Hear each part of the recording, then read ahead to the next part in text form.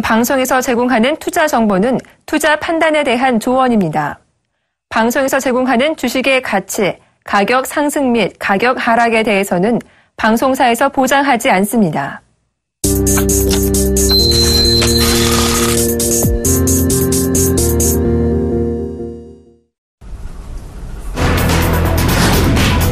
지난 7월 미국의 주택가격이 0.6% 상승했다고 미국 연방주택금융청이 22일 발표했습니다. 7월 주택가격은 전년 대비 5.8% 상승했습니다. 몬태나, 아이다호, 와이오밍, 네바다, 유타 등 산악지역들의 주택가격이 연율로 일제히 상승하며 7월 주택가격 오름세를 주도했습니다. 리처드 피셔 전 댈러스 연방준비은행 총재는 22일 연방준비제도의 기준금리 결정이 시장 불안정을 초래했다고 진단했습니다. 피셔 전 총재는 이날 CNBC 방송에 출연해 10년 근무기간과 지난 3월 은퇴 이후로 이렇게 많은 혼란은 보지 못했다며 이는 좋은 시그널이 아니다라고 말했습니다. 그는 연준이 또 다른 시장 변동성을 피하기 위해 금리 인상을 내년까지 미룰 것으로 전망했습니다. 배출가스 조작 의혹에 휩싸인 독일 폭스바겐 그룹은 22일 이번 사태에 대처하기 위해 3분기에 65억 유로, 한화로 약 8조 6,100억 원의 준비금을 마련하겠다고 밝혔습니다. 폭스바겐은 배출가스 조작에 사용된 소프트웨어가 장착된 차량은 전 세계적으로 1,100만 대에 달한다면서 디젤 엔진에 사용된 특정 소프트웨어의 위법성을 규명하기 위해 폭스바겐은 전력으로 일하고 있다고 설명했습니다. 아시아개발은행 ADB가 올해 한국 경제성장률 전망치를 하향 조정했습니다. 아시아개발은행은 22일 2015년 아시아 개발 전망 수정 보고서에서 한국의 올해 GDP 성장률을 지난 3월 전망치인 3.5%보다 0.8%포인트 낮은 2.7%로 하향 조정했다고 밝혔습니다. ADB는 한국에 대해 중동 호흡기 증후군 메르스와 가계부채 증가로 소비가 타격을 받았으며 부진한 전자제품 수요로 수출이 감소했다고 평가했습니다.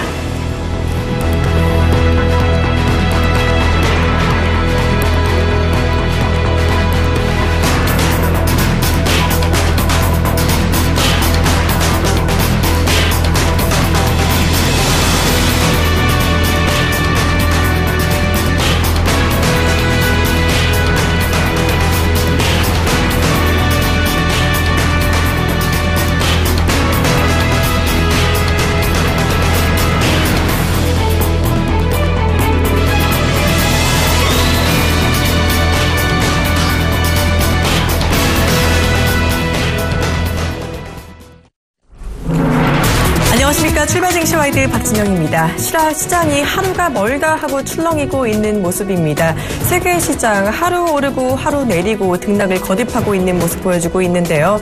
이 지난주에 단행됐던 미국의 금리 동결이 불안감을 남겨둔 가운데 이 독일의 자동차 그룹 폭스바겐의 대규모 리콜 사태가 불거지면서 이 세계 시장에 또 영향을 주고 있는 것으로 보이고 있습니다. 자, 여기에 더해서 아시아개발은행은 또 아시아 성장률의 전망을 하향 조정하면서요. 이에 대한 경기 둔화에 대한 우려감도 커지고 있는 모습인데요. 자, 이 가운데 글로벌 시장 어떻게 마감했는지 먼저 뉴욕 증시부터 알아보도록 하겠습니다. 네, 먼저 간밤에 미국 증시 3대 지수 모두 1% 넘게 하락을 했습니다. 다우지수 1.1% 가까이 내렸고요. S&P 500 지수는 1.2%, 나스닥은 1.5% 하락하는 모습을 보였습니다. 자, 유럽 증시가 먼저 폭스바겐 사태로 좀 급락하면서 그 영향을 받기도 했었고요. 또 아시아 개발은행이 신흥국의 성장률 전망치를 낮추면서 글로벌 경기 둔화 우려감에 투자 심리가 얼어붙은 것으로 풀이가 되고 있습니다. 자, 이어서 유럽 증시 마감 상황 함께 살펴보도록 하겠습니다.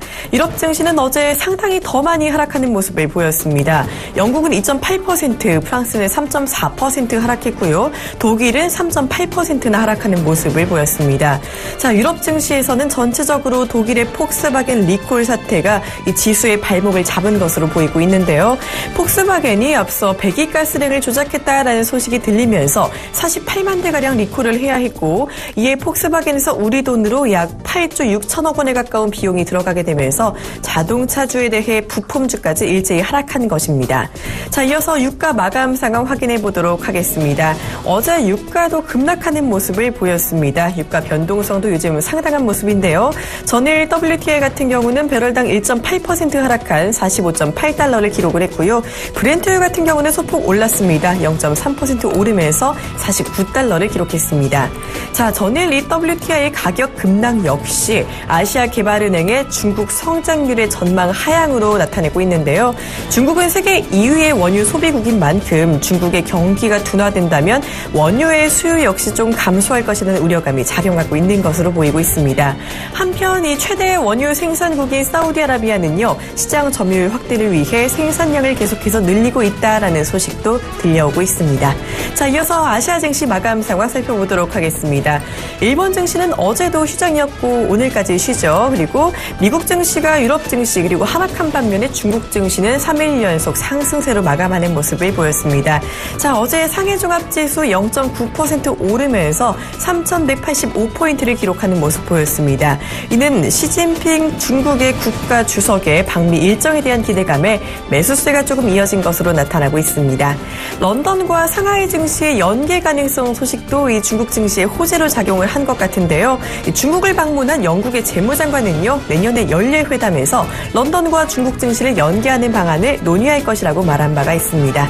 자, 계속해서 국내 증시 마감 상황 알아보도록 하겠습니다. 자, 우리 시장도 어제는 상승하는 모습을 보였었는데요. 코스피는 0.88% 오른 1982포인트를 기록했고요. 이 코스닥도 0.7% 가까이 오르면서 693포인트에 마감하는 모습을 보였습니다. 자, 이날 지수를 끌어올린 주인공은 바로 연기금이었습니다. 연기금이 장 후반에 본격적인 순매수에 나서면서 이 시장을 들어 올리는 모습이었는데요.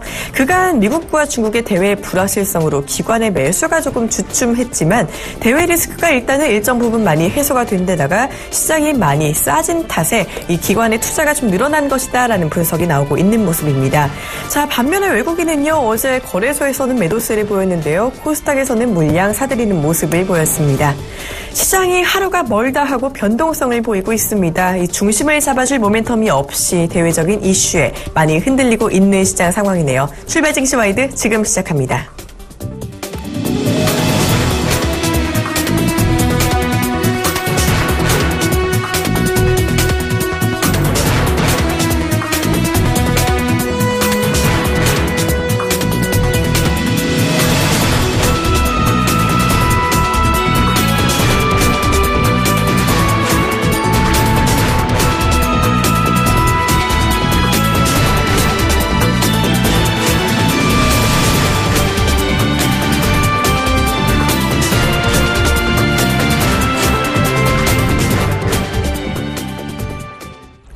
글로벌 증시 주요 이슈와 전망 경제학 교수에게 들어보는 시간이죠. 오늘은 명지대학교 경제학과 빈기범 교수와 함께합니다. 안녕하세요. 네, 안녕하세요.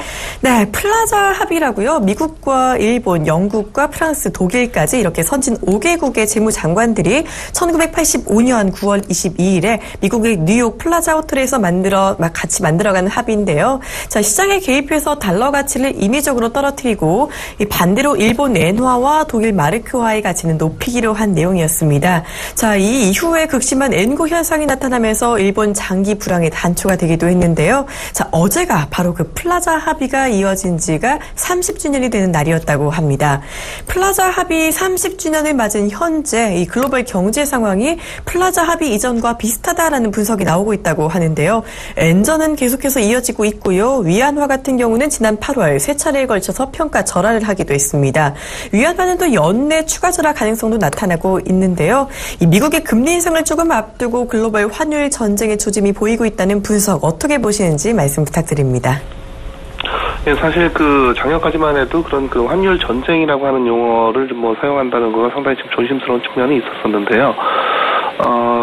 기본적으로 이제 국가마다 전세에 이제 같은 통화를 사용하는 게 아니고 국가마다 다른 통화를 사용을 하고 또 수출이라고 하는 것은 사실 일시적인 또 어떤 소득을 또 올리는 굉장히 중요한 또 수단이다 보니까, 일시적으로 어떤 수출을 증진시키기 위한 그런 경쟁을 하는 것이죠. 그렇다 보니까, 그 수출 증진 정책에 있어서 어떤 뭐 제품의 품질을 좋게 한다든가 이런 좀 장기적이고 좀 어려운 방법보다는 아주 이제 손쉬운 방법이 이제 자국 통화 가치를 절하를 하는 것인데 이미 그 30년 전에도 그런 경쟁이 있었던 것입니다.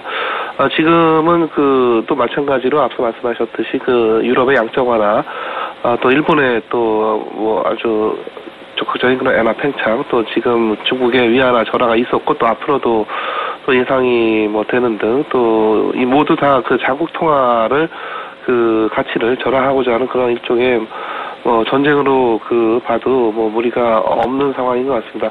거기에다가 또 미국마저도 금리를 또 자칫 올렸다가 이제 강달러가 되게 되면 또 살아난 미국 경기를 또 꺾을 수도 있다라는 그런 우려가 아마 이번에 금리를 올리지 못했던 굉장히 중요한 원인이었던 것으로 해석이 됩니다.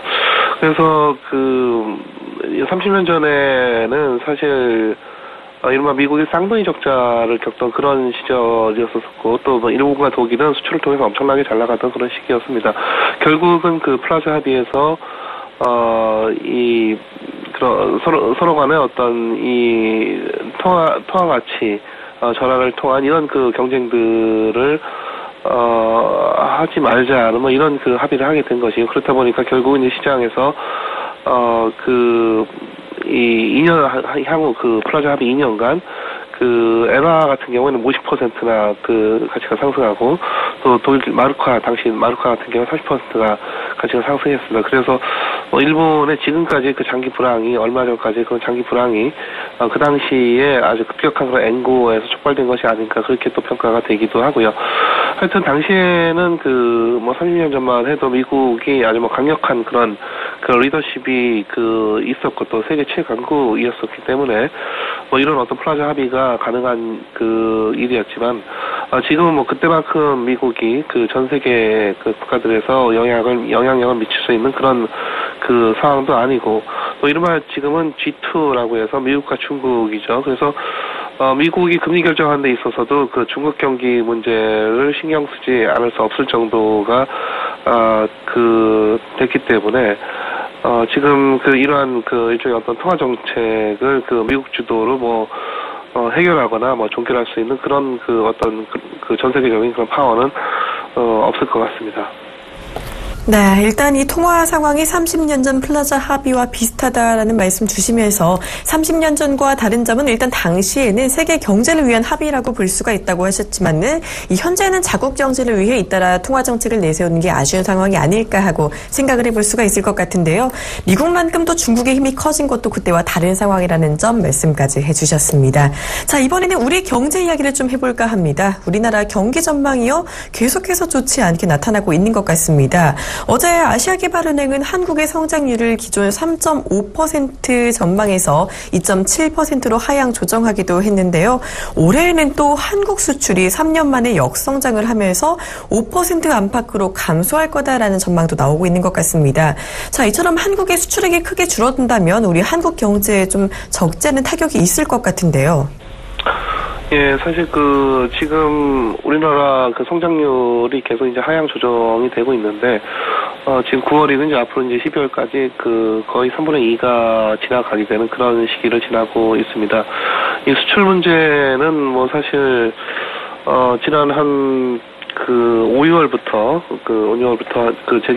지속적으로 제기가 되었던 문제고 상당히 또 중요하고 심각한 문제인데 달리 그렇게 해결책이 없다. 또 특히 우리의 어떤 어떤 품질 경쟁력이라든가 이런 문제가 아니라 그야말로 전 세계적인 글로벌 시장에서의 어떤 수요가 급락해서 발생하는 문제이다 보니까 사실 우리 스스로 달리 해결책을 찾을 수 있는 방안은 마땅치가 않고요. 또 국가별로 또 사실 지금 전 세계적인 이제 교역이 줄어들어가는 그런 상황에서 그렇다 보니까 중국도 위안화 절하를 하고 일본도 엔화 팽창을 하고 미국도 결국은 또 금리 인상을 지연을 하고 이런 방향으로 나아가고 있는 것인데 우리가 원화 가치를 절하를 해서 해결할 수 있는 그런 문제도 결코 아니겠습니다. 하여튼 지금 수출이 상당히 정말 문제라고 볼 수가 있겠는데 작년에 비해서 4 내지 6% 정도 작년 동기 대비죠. 4.6% 감소해가지고 6년 내로는 뭐 아마 최대 감소율이 그걸 기록을 하게 될 것 같고요. 역시 또 문제는 그 중국인데 수출에 있어서는 중국이 더더욱 결정적으로 중요한 요인이 되겠습니다. 왜냐하면 중국이 우리하고의 교역국에서 1위의 국가고 또 우리가 수출 대상 국가 중에서 또 1위 가장 많이 수출을 하는 국가인데 지금 중국 경기가 글쎄요 크게 그렇게 개선될 기미는 현재까지는 그렇게 관찰되지 않고 있습니다. 게다가 다른 미국이나 유럽 포함한 선진국, 기타 다른 또 요즘 브릭스 포함한 다른 신흥시장국 역시 또 수요가 그다지 또 크게 증대되지 않을 것이다라는 그런 예상을 할 수밖에 없고요. 우리나라로서는 그간 수출의 액수 자체가 줄어드는 거는 사실 잘 경험하지 못했던 일인데, 그런 수출 액수 자체가 줄어드는 그런 일을 또 경험을 하게 될 것 같습니다. 거기에다가 앞서 또 말씀드렸던 여러 가지 각국의 어떤 통화가치 전화의 그런 경쟁들, 중국의 위안화 전화, 이미 해서 우리나라에 큰 충격을 주기도 했지만, 앞으로도 또 할 수 있는 그런 카드가 좀 남아있다고 보고요. 또 일본 지속적으로 또 경기가 안 살아나다 보니까 양적 완화 더더욱 아마 적극적으로 할 가능성도 있겠습니다. 하여튼 여러모로 좀 한국 수출을 이래저래 어렵게 하는 그런 요인이고 불확실성들인 것 같습니다. 네, 그러니까 최근의 수출 문제는 우리나라의 수출 경쟁력이 떨어졌기 때문이 아니라 전체적으로 글로벌 경기가 둔화되기 때문이다라는 점을 짚어주시면서요. 우리 힘으로 해결하기는 어려운 문제다라는 이야기까지 해주셨습니다. 근본적으로 좀 뾰족한 수가 없다는 게 조금 더 안타까운 모습인데요. 우리 한국 경제가 대외적으로는 이렇게 미국의 금리 인상이나 중국의 경기 둔화 우려감 같은 G2의 변수로 흔들리고 있는데요. 이 내적으로도 지금 그렇게 좋지 않은 상황인 것 같습니다. 일단 지금 3분기 기업들의 실적 전망이 줄줄이 좀 낮아지고 있다는 이야기가 들려오고 있는데요. 자세한 이야기 부탁드립니다. 네, 지금 곧 3분기 실적 이제 나오게 될 텐데요. 지금 세계적인 경기 침체가 여전하고 특히 또 중국 그나마 세계 경기를 버텨왔던 중국 경제의 경기 침체가 이미 상당히 좀 가속화되면서 우리 기업들의 3분기 실적이 좀 전망이 상당히 좀 어두워지고 있습니다. 수출 기업 부진은 앞서 말씀드린 대로 여러 가지 이유로 그런 사상 유례 없는 수출의 감소가 있을 것 같고 또 그래서 기업들은 실적이 크게 안 좋아질 것으로 또 예상이 되고 있고요. 특히 우리나라 대기업들이 수출 기업이고 또 우리 한국 경제가 참 내수만으로 지탱하기가 어려운 그런 경제이기 때문에 기업 실적 측면에서도 그렇고, 우리나라 한국 경제 전체, 거시경제 전체적으로도 상당히 좀 어려운 시기를 지나고 있는 것 같습니다. 그리고 또 다시 또 미국의 연내의 금리 인상에 대한 그런 어떤 불확실성, 그리고 또 중국 경기 둔화가 이제 어느 정도 또 얼마 동안 지속될 것인가 등의 이런 불확실성이 걸 봤을 때 앞으로도 그렇게 실적 개선이 크게 쉽지는 않을 것 같고요. 특히 우리 대표적인 기업 삼성전자죠. 삼성전자 같은 경우에는 3분기의 영업이익 전망치가 한 6조 원 초반대로 예전에 어떤 수치냐면 2달 전에 전망치가 한 7조 6천억 원 정도였는데 그 수치에 비해서 무려 한 6.4%나 감소된 수치로 지금 3분기 영업이익이 전망되고 있습니다. 무엇보다도 각 국가마다 중국도 그렇고 미국도 그렇고 이 스마트폰 시장의 어떤 성장세가 지금 정체가고 있는 그런 추세를 보이고 있습니다. 또 우리나라 기업들 중에 중공업 분야도 중요한데 또 굉장히 큰 실적 저하가 예상이 되고 있고 또 정유사도 또 그렇습니다. 특히 국제 경기가 둔화되다 보니까 석유 제품 수요가 감소를 하고요. 이런 석유 제품에 대한 수요가 감소는 지금 전 세계적인 원유 가격 하락에도 또 역시 영향을 미치고 있습니다. 그래서 결국 우리나라 정유사도 상당히 수출에 많은 기여를 하는 그런 기업들인데 3분기의 실적이 기존에 또 예상보다 상당히 좀 안 좋아질 것 같고요. 그래서 SK 이노베이션이라든가 S-오일 같은 경우에 3분기 영업이익의 전망치가 지난해 동기보다는 뭐 크게 늘 전망이긴 하지만은 2달 전에 3분기 실적으로 예상했던 것보다 무려 한 30% 정도 낮아진 그런 상황입니다. 다만 이제 현대차 같은 경우에 그 최근에 또 환율이 거의 뭐 한 1,100원 이하에서 지금 수준을 또 상승을 했기 때문에 약간 다소간의 그 실적 개선이 또 예상이 되고 있습니다. 네, 이번 주에도 주목할 만한 지표가 무엇보다도 중국의 제조업 지표가 아닐까 하는데요. 지난달에 중국 차이신 PMI는 6년 만에 최저치로 떨어지기도 했었는데 이번 주에 발표된 지표는 일단 지난달보다는 반등할 것이다라는 전망이 나오고는 있습니다. 이 중국의 차이신 PMI 지표 전망 그리고 그 이후의 영향까지 궁금한데요. 네, 우리나라 포함해서 전 세계를 조마조마하게 했던 그 미국의 금리 인상 건은 뭐 결국은 이 FOMC가 동결을 하게 되면서 그나마 안도하게 됐습니다. 물론 뭐 뒤로 좀 연기됐을 뿐인데요. 그래서 다시 그 G2, 그 리스크 요인에서 중국으로 이제 관심이 쏠리게 될 수밖에 없죠. 심지어 미국마저도 중국 경기 그 문제로 이제 금리를 올리기 쉽지 않았을 것이고, 앞으로도 사실 또 중국 경기 침체가 더 심해진다 그러면 미국도 심지어 올해 연내에 금리 인상을 못할 가능성도 없지 않아 있겠습니다. 지금 오늘 23일 중국의 9월 차이신 제조업 PMI가 이제 발표가 되겠습니다. 중국 경기를 전망하고 진단하는데 중요한 그 경기 지표인데요. 50 기준으로 해서 이제 판단을 하게 되는데, 지난달 같은 경우에 앞서 말씀하셨듯이 6년 만에 그 최저치가 나왔습니다. 47.3으로, 떨어지는 그런 소식이 알려지면서 사실 중국 증시가 급격히 이제 폭락을 했던 그런 일이 있었습니다. 지금 9월에 차이신 제조업 중국 제조업 PMI 같은 경우에 전달보다는 소폭은 오를 것으로 예상은 되고 있습니다. 그래서 블룸버그 같은 경우에는 시장 전망치가 지난달 기록했던 47.3보다 다소 상승한 47.5를 기록할 것이다 이렇게 얘기를 하고 있습니다. 그 정도만 나와준다 하더라도 전 세계적으로 조금이나마 심리 호전에 도움이 될 수 있으리라고 생각이 되고요. 또한 4분기에 중국 경기가 일시적이라도 조금은 좋아질 수 있다라는 그런 기대를 해볼 수 있기도 하겠지만, 문제는 또 예상치 못 미치게 됐을 경우에 중국 정부가 또 여러 가지 금리라든가 지급 준비율 쪽에서 추가 부양책에 대한 또 압박을 생길 것 같습니다. 네, 지금까지 글로벌 경제 이슈 전반에 대해서 명지대학교 경제학과 빈기범 교수와 함께 알아봤습니다. 고맙습니다. 네, 고맙습니다.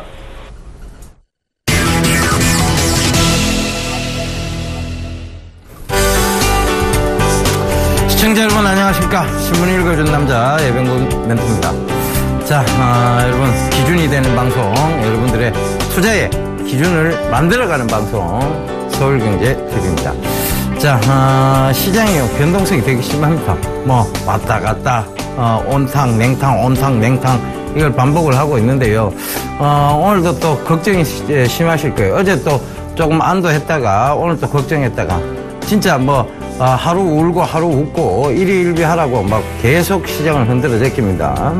이럴 때 여러분들이 자꾸 여기서 흔들려 버리면 결과적으로 올라올 때 또 따라 붙고, 그럼 떨어질 때 또다시 겁이 나서 매도를 하고 이러면 고점 매수 저점 매도밖에 안 됩니다.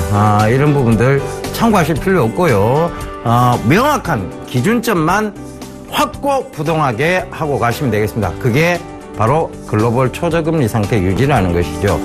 자, 미국이 우려먹을 만큼 지금 우려먹고 있습니다. 금리 인상 갖고 조정을 줬다가 또 상승시켰다가 저가 매수라고 하면서 또 올렸다가, 그리고 나서는 또 금리 인상 우려 또 조정 줬다가, 그리고 경기 둔화 우려 또 조정 줬다가, 이걸 언제까지 반복할지는 모르겠습니다만은 결과적으로 계속 지금 어느 정도 우려 먹다가는 못 우려 먹겠죠, 그죠? 곰탕도 3번 이상 우려 먹으면 맛이 없습니다. 그러니까 더 이상은 안 우려 먹을 것 같은데 또 계속 금리 인상에 대한 얘기들 들먹이고 있습니다. 그게 이제 경기 둔화 우려, 이제 세계 경기 둔화 우려를 걱정한다 그러면서 금리 인상 우려를 한다. 이거 좀 뭔가 어폐가 있지 않나요? 그러니까 경기 둔화 우려 때문에 금리 인상 시기를 뒤로 늦춰놓고 경기 둔화 우려된다 그러면서 또 10월 금리 인상설 얘기하고 얘들 뭐 스탠스가 뭔지 아니면 발을 뭐 이래 양발을 이래 쪽벌이로 벌리고 있는 건지 한쪽 방향을 안 벌리고 있습니다. 그죠? 그러니까 이런 부분들이 참 웃기지도 않은 그런 상황이 아닌가 그렇게 보여집니다. 그러니까 여러분들은 그 웃기는 상황에 대처하실 필요 없고요. 스탠스를 명확하게 글로벌 초저금리니까 기준점을 명확히 잡아두고 가시면 되겠습니다. 자, 오늘도 외신하고 국내 최대 경제신문이죠. 서울경제신문 살펴보면서 이야기하겠습니다. 자, 외신에 주로 나온 얘기는 그거예요. 폭스바겐 얘기입니다. 지금 시진핑 국가주석과 펑리 위안이 미국 방문했던 그 지금 기사 사진이 하나 오고 폭스바겐에 대한 얘기가 주 내용입니다. 이 폭스바겐이 결국은 대규모 사태가 좀 벌어지면서 전일 유럽에서 폭스바겐이 장중 한때 20% 넘게 하락했다가요. 끝나기를 17% 마이너스 17% 선상에서 끝났습니다. 근데 주가가 거의 한 4년 전 수준으로 돌아가 버렸어요. 폭스바겐 주가가. 그러니까 참 이 한 가지의 문제가 이런 어떤 회사의 위기감을 불러주는. 근데 뭐 폭스바겐이 그렇다고 망하겠습니까? 워낙 세계에서 판매량이 높은 회사인데 그죠? 그건 물어주고도 뭐 지금껏 잘 버텨왔던 그런 회사라고 생각을 하시면 되겠습니다. 자, 거기에 대한 반사 이익이 될지 아니면 우리도 또 다른 리스크가 될지는 잠시 뒤에 우리 서울경제신문을 살펴보면서 얘기 이어가도록 하겠습니다. 자, 서울경제신문 좀 보도록 하겠습니다. 뭐 철강 R&D 지원 5년째 제로다 이런 얘기를 하고 있죠. 그러니까 요 기사의 주요 내용은 뭐냐면 철강이 이제 뒤로 완전히 중국한테도 밀렸다 이런 얘기가 나옵니다. 그래서 제가 늘 강조드렸던 거예요. 철강 조선 정유화 요게 다시 살아 돌아온다는 것은 우리나라가 농업국가로 돌아가도 잘 살 수 있다. 이 얘기하고 똑같은 얘기다 말씀을 드렸었죠. 자, 이제 바로 그것을 좀 살펴볼게요. 폭스바겐에 대한 반사이익, 환율 효과, 현대 기아차 제도약 힘 받는다. 자, 이렇게 딱 단정을 딱 지었는데요. 자, 어제 그러면 이걸 한번 보자고요. 폭스바겐이 빠졌어요. 물론 오늘 이제 이 기사로 인해서 현대 기아차가 조금 더 상승을 할 수는 있겠습니다. 근데 폭스바겐이 빠지면서 뭐가 다 빠졌는가? 유럽 전체 차들이 다 빠졌습니다. 특히 폭스바겐이 자회사로 두고 있는 포르쉐 지분도 확 빠졌죠. 그죠? 포르쉐 주식도 확 빠졌습니다. 그러니까 지금 전체적으로 보면, 리콜 사태가요. 대규모 리콜 사태가 저는 그런 생각도 좀 들어요. 이 현대차, 기아차에도 과연 안전한 얘기인가? 이런 디젤 차량들의 어떤 환경 문제라든가 이런 부분들. 그리고, 이런 것들이 결국은 또, 현대 기아차. 그리고 지금 이제 연비까지 조사를 하겠다. 그런 얘기가 지금 나오고 있거든요. 아마 우리나라 현대 기아차의 연비가 조금 좀 과하게 표현되는 거 여러분들 너무나 잘 알고 계실 거예요. 그러니까 이런 부분들까지 조사가 되면 과연 자동차계에서 지금 우리만 괜찮다라고 볼 수 있을까요? 일단은 당분간은 반사 이익에 대한 얘기들이 좀 나올 수도 있을 것 같아요. 그런데 저는 현대 기아차가 아직은 지금 이 구간에서 더 들어올린다면 이건 매도 시점으로 잡아가야 되지. 이거를 여기서 추세 전환으로 매수 시점으로 잡아가기는 곤란하다는 얘기를 좀 드리도록 하겠습니다. 왜냐하면 지금 아직은 중국 쪽에서의 로컬 브랜드 성장세가 급속하다. 그리고 중국 쪽의 시장 점유율이 많이 떨어졌고요. 물론 이제 실적 예상치를 보면 현대 기아차가 전 분기에 대비해서 조금 늘어난 것도 사실입니다. 그런데 뭐 지금 여러 가지 또 현대차의 고질적인 문제, 그 노조에 대한 문제들도 있고요. 이런 여러 가지 문제들이 과연 주가의 지금 상승 구간에 발목을 잡을 수 있는 충분한 요인이다. 그래서 저는 만약 시가를 높게 출발한다면 이때가 매도 기회다. 이렇게 좀 잡아가셨으면 좋겠습니다. 그렇게 좀 생각을 해보셔야 될 것 같습니다. 그래서 여기서 좀 뽑아봤고요. 그 다음 기사 보도록 하겠습니다. 자, 자, 이런 이제 디젤 차의 환경 얘기들이 계속 나오고 하면 이제 전기차가 더더욱 주목을 받을 수밖에 없습니다. 이거 전일도 이제 외신을 통해서 좀 짚어드린 내용인데 워낙 중요한 부분이라서 다시 한번 들고 나왔습니다. 애플의 전기차 2019년에 나온다. 타이탄 팀 인력 3배 늘리기로 코드네임 타이탄.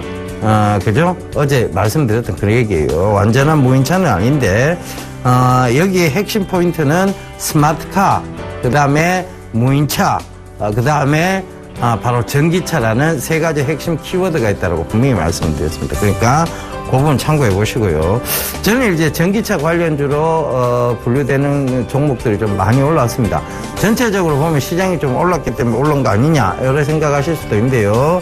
자, 전기차에 지금 관심들이 더더욱 높아지고 있는 이유도 바로 이 디젤차의 환경 문제 이런 것들을 계속 부각시키고 대두시키기 때문입니다. 그렇다면 전기차는 이제 그러한 문제들이 없다는 얘기잖아요. 그죠? 디젤차의 환경 문제도 없다는 얘기고.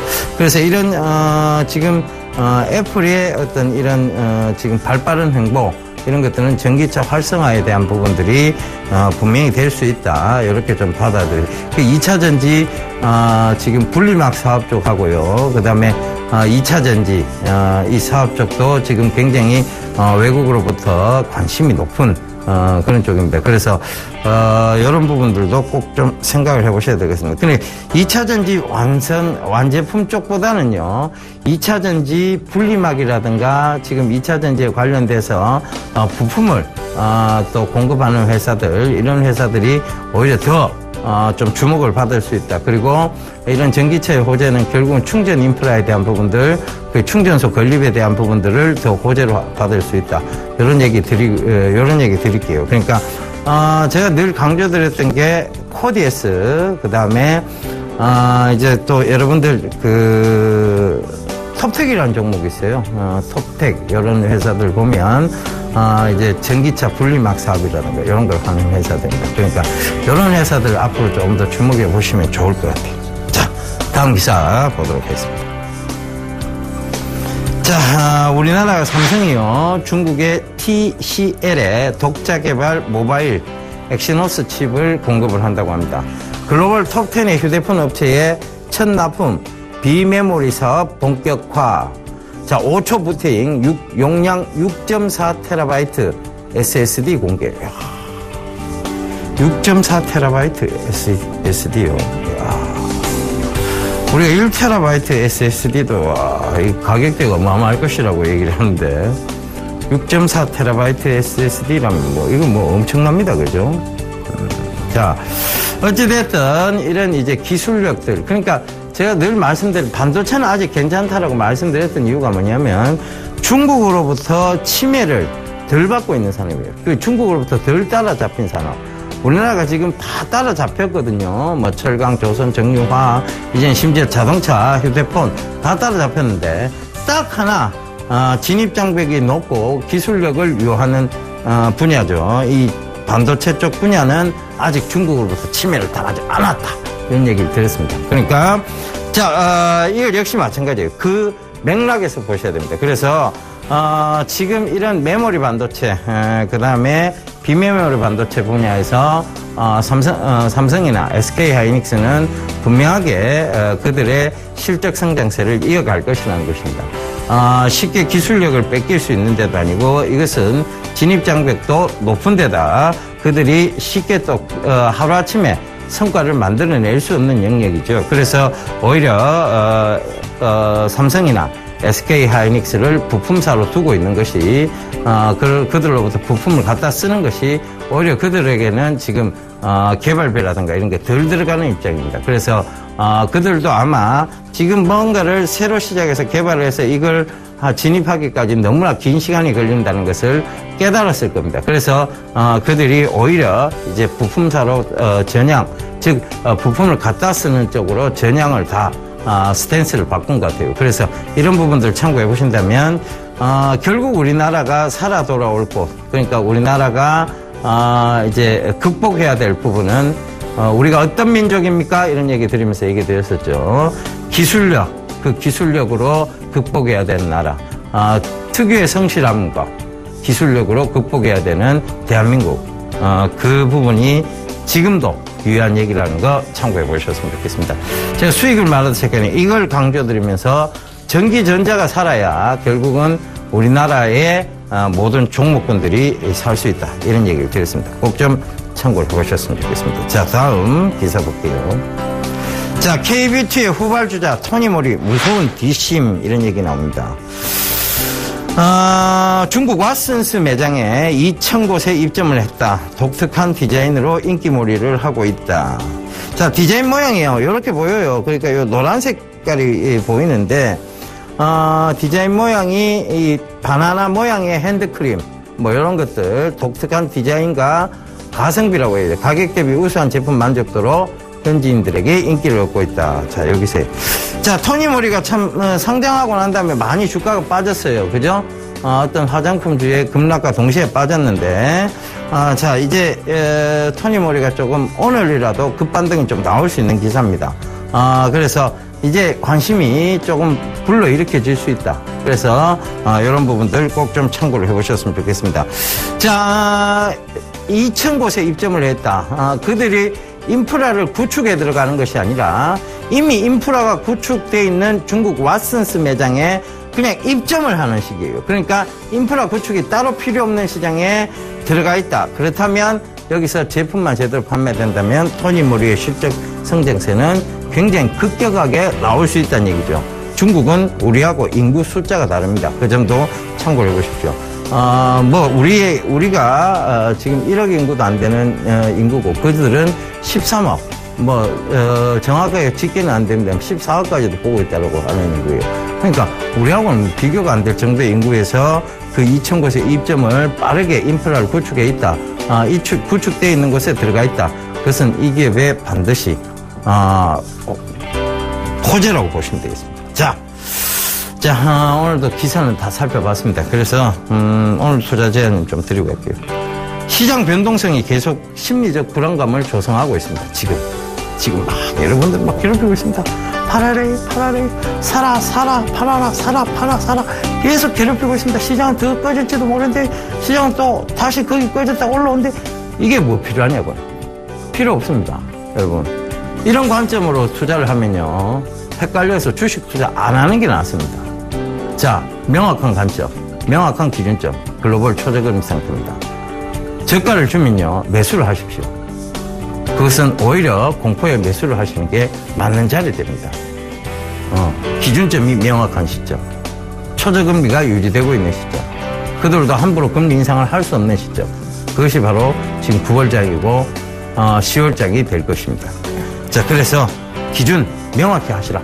그 얘기 좀 드리면서 물러가도록 하겠습니다. 자, 내일 공개방송이 있어요. 제가 이런 확신 투자에 대해서, 아침 8시부터요, 오후 2시까지 장장 6시간 동안 제가 여러분들과 소통의 공간을 가지려고 합니다. 그래서, 샘플러스 홈페이지로 들어오시면 되는데요. 잘 모르시겠다 하시는 분들은 1577-7451번으로 전화하셨어요. 접속하는 방법에 대해서 상세히 물어보시면 되겠습니다. 오늘 물어보셔서요. 내일 원활히 접속하실 수 있도록 여러분들 많이들 좀 들어와 주셨으면 좋겠습니다. 제가 못 들려드렸던 얘기들도 좀 드리도록 하겠습니다. 예, 이만 물러가겠습니다. 감사합니다. 예병군이었습니다.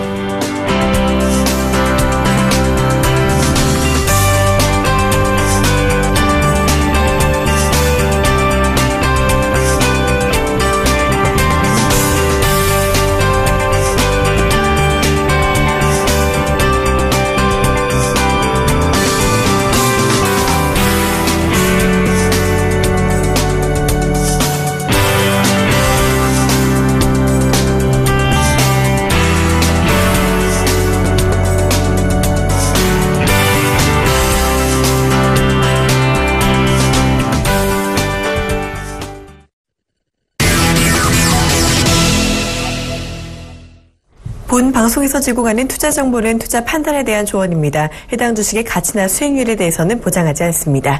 자, 지금은 시간 국내 시황의 대가와 함께 국내 시장 전략까지 알아보는 시간이죠. 오늘은 아드나 투자자문 신승용 대표와 함께합니다. 안녕하세요. 네, 안녕하십니까. 네, 우리 시장이 어제는 상승하면서 마감을 했습니다. 중국과 우리 시장은 상승 마감한 반면에 간밤에 미국과 유럽은 조금 하락하는 모습을 보였는데요. 시장의 등락이 하루 걸러 나타나고 있는 것 같습니다. 먼저 어제 전체적인 시장 리뷰부터 부탁드립니다. 네, 지금 현재 시장 어찌 보면 미국의 금리 동결 이후에 다음 이제 그 10월 28일이 되겠죠. 10월 28일에 있을 미국 FOMC 회의. 과연 이제 그 금리 인상을 할 것이냐 안 할 것이냐 이 부분에 대한 우려감 팽배하게 지금 나타나면서 하루 오르고 하루 내리는 어찌 보면 좀 박스권, 좁은 박스권 내에서 등락이 지금 연출되고 있다. 이 부분은 어찌 보면 이번 추석 연휴 전까지는 지속될 가능성이 있다 쪽에 좀 무게중심 두고 시장 대응 전략을 마련하시는 게 좋을 것 같고요. 추석 연휴 이후 좀 생각을 해본다면 일단 좀 금리 인상에 대한 우려감 자체가 조금은 더 커지는 조금은 더 과거보다는 더 이번 주보다는 더 좀 보수적인 상황에서 시장 대응 전략을 마련하는 게 좋겠다라는 부분 먼저 말씀을 드리면서 시작을 하도록 하겠습니다. 어제 시장 우리 시장 같은 경우 이제 그 거래소 시장이 한 0.9%에 육박하는 0.88% 상승하는 그런 모습 보여줬고요. 코스닥 시장 같은 경우에 이보다 조금 좀 못 미치는 그 0.6%, 0.7% 가까운 이제 그런 상승 이제 보이면서 마감을 했다. 이 부분 어쩌면 코스닥 시장의 상승이 다소간 조금 거래소 시장보다 못한 이유 두 가지를 꼽을 수 있겠습니다. 거래소 시장에서는 일단 화장품과 그다음에 자동차주 이 두 가지 이슈가 주로 시장 내에 좀 대두가 되면서 긍정적인 대형주 중심의 긍정적인 상승이 좀 나타났다라고 보여지고요. 코스닥 시장 같은 경우에 바이오주의 어떤 그 제한적인 상승 부분 나타났었다. 그 미국 시장에서의 바이오주 힐러리 클린턴 전 미 국무장관의 발언 여파로 인해서 바이오주의 5% 급락 부분, 우리 시장 내 상승에 대한 코스닥 시장에서의 제약 바이오주에 대한 상승에 대한 발목을 크게 잡는 그런 모습 나타났던 결과로 해석될 수 있지 않을까 이렇게 좀 말씀을 좀 드려보겠습니다. 어제 우리 시장 크게 이 말씀을 드리면 두 가지 특징이었다고 정리가 될 듯합니다. 첫 번째는 중국 이제 그 국경절이 임박을 하면서 중국 관련 소비재주 그리고 여행 관련주 뭐 카지노주까지 상승하는 그런 모습 나타났었고요. 반면에 이제 그 폭스바겐의 영향 부분, 폭스바겐에 대한 반사이익 부분 지난 월요일 날 제가 말씀을 드린 부분이 있었죠. 폭스바겐 48만 대 리콜이란 초유의 그런 상황들 나타나면서 시장 내 어떤 자동차주에 대한 반사이익 부분 월요일 날은 조금 좀 제한적으로 나타나는 모습이었지만 이런 그 폭스바겐 소식이 조금 더 그 디테일하고 자세하고 그다음에 좀 상세하고 조금 그 영향에 대한 분석이 조금 좀 더 우려감으로 좀 커지게 되면서 현대 기아차에 대한 상대적인 우리나라 국내 자동차 업종에 대한 상대적인 반사이익 가능성이 좀 대두됐다라는 부분들 이로 인해서 현대 기아차를 비롯한 자동차 3인방의 상승 부분들 나타났었던 것이 어제 시장의 큰 특징이 아니었나 이렇게 좀 말씀을 좀 드려보겠습니다. 시장 투자 심리의 중심인 대변수는 그대로다. 결국에는 미국 금리 인상이라는 이슈 그대로 남아있고 그다음에 중국 경기에 대한 우려감 그대로 남아있다라는 것. 특히나 지난밤 뉴욕 증시의 하락의 가장 큰 배경 원인 따져본다라면 결국은 아시아권 ADB 아시아개발은행에서 아시아권에 대한 경제 전망치 하향 조정 특히나 중국에 대한 경제 전망치 하향 조정이 크게 작용을 하면서 중국에 대한 그리고 아시아권에 대한 전체적인 경기 둔화에 대한 우려감이 컸었던 것이 1%가 조금 넘는 그런 미국 지수의 하락을 야기했었다라는 그런 평가가 우세하다는 부분 역시 참고로 말씀을 드리고요. 우리 시장 내 어쩌면 이런 부분 오늘 그대로 좀 전달이 될 가능성이 있어 보입니다. 아무래도 오늘 같은 경우도 잠시 후 10시 30분에 개장인데 중국 증시의 어떤 그 움직임 여부에 의해서 시장의 방향성이 결정될 가능성이 크겠다라는 부분 염두에 두시면 좋겠습니다. 특징 업종, 특징 종목 어제 있었던 부분들 간단하게 좀 살펴보죠. 모바일 결제주, 간편 모바일과 관련된 그런 그 결제주들 상승 지속됐었다라는 부분들 그리고 아울러서 사물 인터넷과 관련된 부분들 시장 내 점차 이제 그 어떤 그 재료 내지는 테마의 무게 중심 중앙으로 지금 진입을 하고 있는 그런 모습들 나타나고 있다라고 보셔야 될 듯합니다. 그리고 아울러서요, 폭스바겐과 관련된 악영향 이런 부분들이 오히려 반사이익 가능성이 크게 대두가 되면서 우리나라 전반적인 자동차 업종, 특히나 자동차 부품주까지도 그런 긍정적인 수혜 혜택 보는 그런 모습 나타났었다 말씀을 좀 드려보고요. 앞서서 말씀을 드렸죠. 제약바이오 상대적으로 미국 제약바이오의 급락에 대해서는 조금은 좀 상대적인 선전을 보이긴 했습니다만 그래도 그 영향권 내에 여전히 있었다라는 부분들 말씀을 좀 드려봅니다. 중국 국경절 계속 말씀을 드렸던 부분이 되겠죠. 어제 특히나 우리 시장, 특히나 이제 그 코리아 그랜드 세일, 한국 역시 이제 추석 연휴와 맞물리면서 코리아 그랜드 세일 이제 그 시작을 했습니다. 이와 관련해서 전체적인 어떤 그 소비자 관련주들의 관심 부분.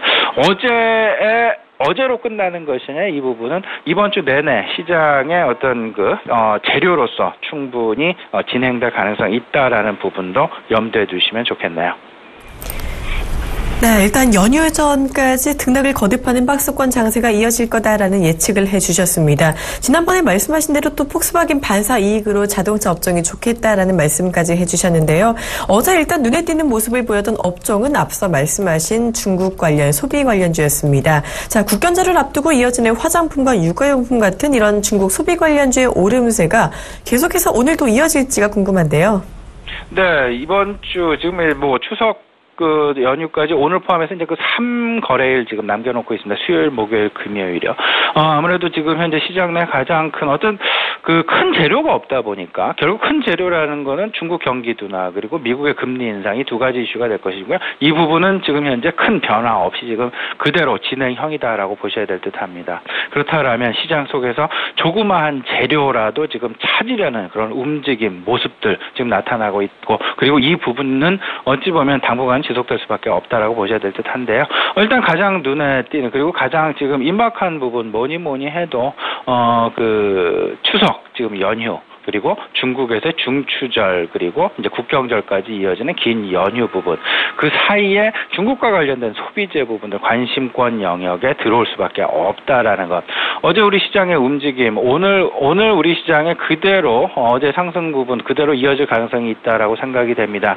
뭐 여행과 관련된 종목 업종들 뭐 중국 사람들이 우리나라에 와서 많이 산다라는 뭐 밥솥이라든지 화장품이랄지 일단 뭐 코리아 그랜드 세일 자체가 시작이 됐기 때문에 정부에서 지금 현재 추진하고 있는 그런 어떤 그 이벤트 이 부분과 발맞춘 어떤 그 매매 행보가 분명히 필요한 국면이다라고 다시 좀 정리를 해드리겠습니다.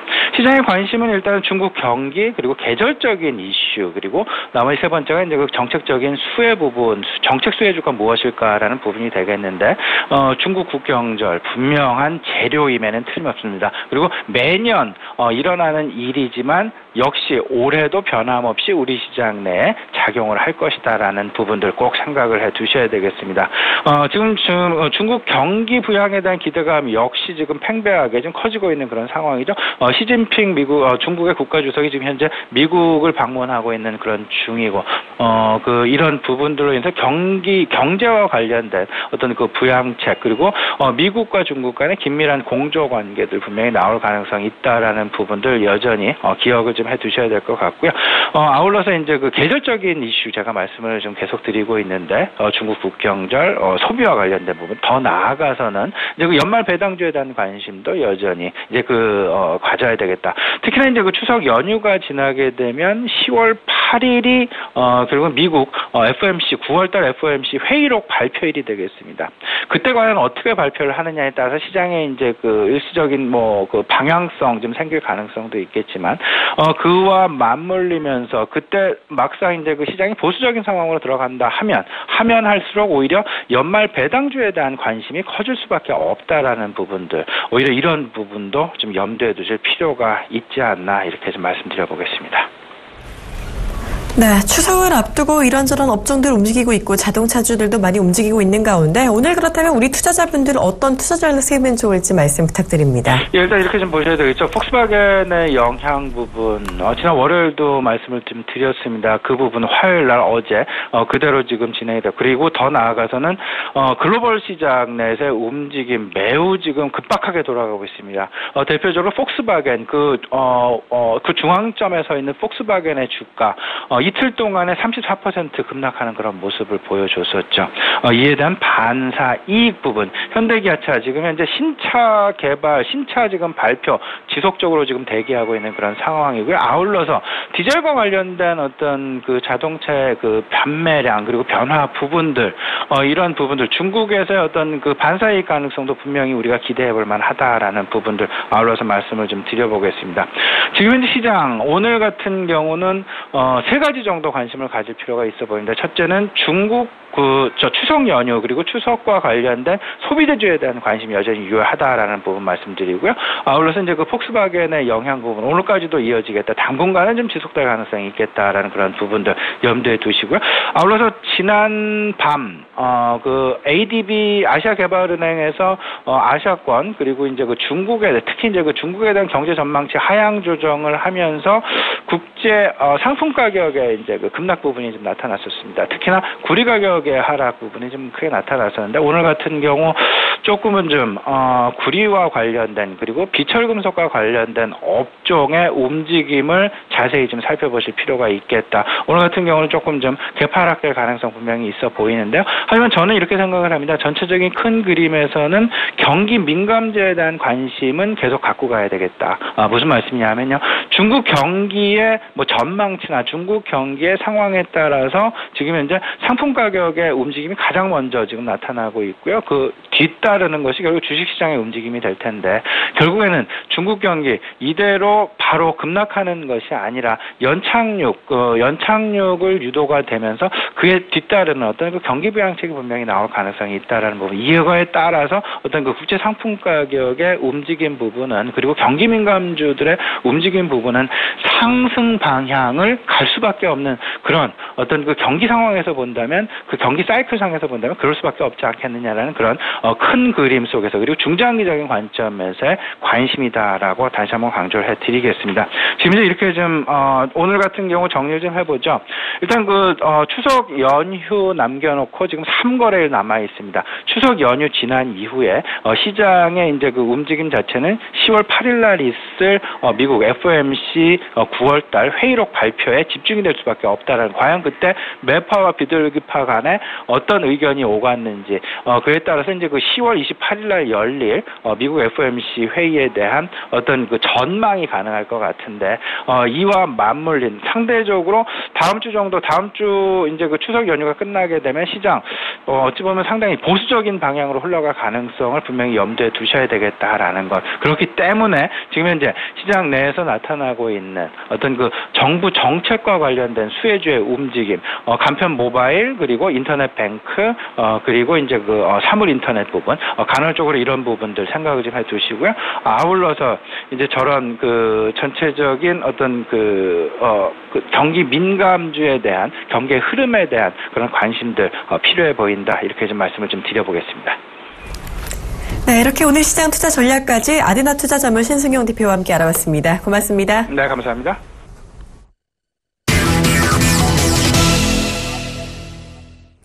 네, 지금 이 시간 이드코의 상한가 팩토리 시즌2 시간입니다. 오늘도 여의도에 계시는 샘플러스 이드코 멘토 연결해 보겠습니다. 안녕하세요. 반갑습니다. 네, 시장이 부쩍 오르락내리락 합니다. 우리 시장이 어제는 상승했는데 글로벌 증시가 또 하락을 했네요. 그 가운데 에스텍파마 같은 경우 사흘째 계속 오름세를 보였습니다. 2% 오르면서 마감을 했었고요.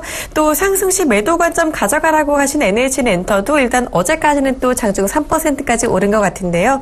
우리 시청자분들 오늘은 어떻게 대응하는 게 좋을까요? 글쎄요, 일단 어제 같은 경우 이제 지속적으로 말씀드렸던 기습적인 상승이 찾아왔을 때 상당히 좀 포트 관리 좀 잘해야 된다라고 좀 말씀드렸던 그런 부분도 일치가 되는 그런 상황이었죠. 제가 이제 말씀드렸던 것이 지수가 2,000포인트를 중심으로 해서 부여하고 계신 종목들에 대한 매수가 부분이라든지 이번에 수익 부분으로 들어온 종목이다라고 했을 때는 수익 시전을 한번 하고 가실 것인지 아니면 지속 홀딩하고 가실 것인지에 대한 판단, 지속적으로 2,000포인트에 대해서 결정을 해야 된다라고 말씀 좀 드렸는데 일단 어제 이제 다우지수나 유럽 증시 급락을 하는 그런 모습이었죠. 포크스바겐의 어떤 악재적인 부분으로 글로벌 증시 하락하는 그런 모습이었는데 누차 좀 말씀을 좀 드리지만은 우리 증시뿐만이 아니라 글로벌 증시도 마찬가지의 관점에서 봤을 때 귀에 걸면 귀걸이, 코에 걸면 코걸이 시장, 즉 떨어질 때가 돼서 악재를 부각시키고 해서 급락이 나와준 그런 부분이다라고 생각을 하고 있습니다. 그래서 2,000포인트를 1차 타겟으로 잡자라고 9월 내내 지속적으로 강조를 드렸던 그런 부분들. 자, 결국 이제 기술적인 부분에 있어서도 61선에 대한 저항 지속적으로 좀 받고 있는 그런 모습이 되겠죠. 차트를 좀 보시면은 지난번에 한 번의 기습적인 그런 상승적인 그런 모습들. 그러니까 9월 18일경에 1996포인트까지 상승을 했을 때 그 모습을 보면은 이때도 61선에 대한 저항을 그럼 받는 그런 모습들.